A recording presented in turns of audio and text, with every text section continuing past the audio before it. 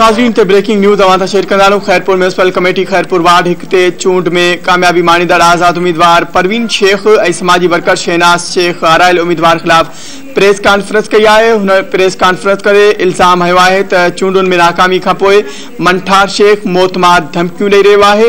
रात जे टाइम संदन घरनि ते चढ़ाइयूं करे हिरासा कयो पियो वञे। परवीन शेख प्रेस कॉन्फ्रेंस करे चयो आहे त पुलिस खे शिकायत करण बावजूद पुलिस मंठार शेख खिलाफ का भी कार्रवाई न पई करे। हू ॾोहारी किस्म जो माण्हू आहे, संदस खां जान जो खतरो आहे।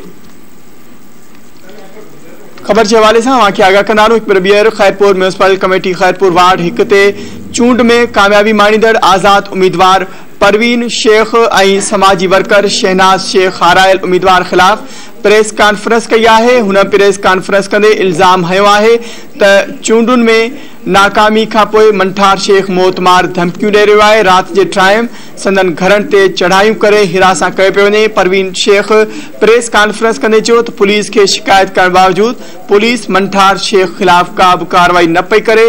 हू ॾोहारी किस्म जो माण्हू आहे, संदस खां जान जो खतरो आहे। तफ़सील मालूम कंदासीं।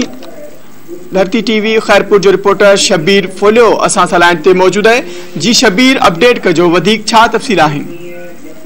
जी तव्हांखे ॿुधाईंदा हलूं त हिकु रेड़ो हलाइण वारे जी जेको आहे न्याणी आहे उहा पहिरियों दफ़ो जेको आहे इलेक्शन में बीठी, बलदियाती इलेक्शन में आज़ाद उम्मीदवार परवीन शेख ऐं जेको आहे उन सां गॾु जेको आहे गॾु प्रेस कॉन्फ्रेंस शहनाज शेख इल्ज़ाम लॻाईंदे चयो आहे त मंठार शेख जेको आहे ॾोहारी क़िस्म जो माण्हू आहे। उहो असांखे बिना जवाब जेको आहे तंग थो करे। असां हुन सां इलेक्शन खटी आहे। तव्हांखे ॼाणींदा municipal committee Khairpur ward number 1 ते आज़ाद उम्मीदवार जेकी परवीन शेख आहे उन खे मौतमार जेको धमकियूं ॾियण के खिलाफ़ ऐं हमले करण के खिलाफ़ उन प्रेस कॉन्फ्रेंस कंदे चयो आहे त मां ग़रीब ऐं मिसकीन आहियां, इलेक्शन में विड़ी आहियां, को बि गुनाह नाहे कयो। मुंहिंजे मुक़ाबले में बीठल जेको मंठार शेख ॾोहारी क़िस्म जो माण्हू आहे उन केतिरा ई उनजे मथां केस बि दाख़िल आहिनि। उन बावजूद मां पुलिस खे बि इतलाह ॾिनो आहे ऐं सिक्योरिटी बि असांखे जेको आहे नथी ॾिनी आहे। असांजे जेको पोड़े पीउ खे जेको आहे मारण जी कोशिशि बि कई वई आहे ऐं राति जो असांजे घरनि ते जेको आहे चढ़ाइयूं कयूं पियूं वञनि ऐं बासर माण्हू हथियार खणी असांखे मारण जी जेको आहे साज़िश बि कई आहे।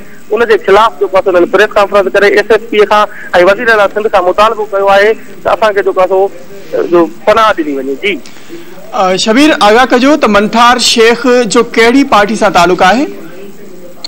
मंठार शेख जेको पीपल्स पार्टी जी टिकट ते इलेक्शन विड़ियो हुयो ऐं पीपल्स पार्टी तरफ़ां हुनखे टिकट ॾिनी हुई वार्ड नंबर 1 ते ऐं उनजी बिरादरीअ जी जेकी न्याणी आहे परवीन शेख जेकी मज़दूरा हुई। शबीर, वॾी महिरबानी अपडेट करण लाइ। नाज़रीन, शबीर असांखे अपडेट करियो। Khairpur municipal committee Khairpur ward 1 ते चूंड में कामयाबी माणींदड़ आज़ाद उम्मीदवार परवीन शेख ऐं समाजी वर्कर शहनाज शेख हारायल उम्मीदवार खिलाफ प्रेस कॉन्फ्रेंस कई आहे।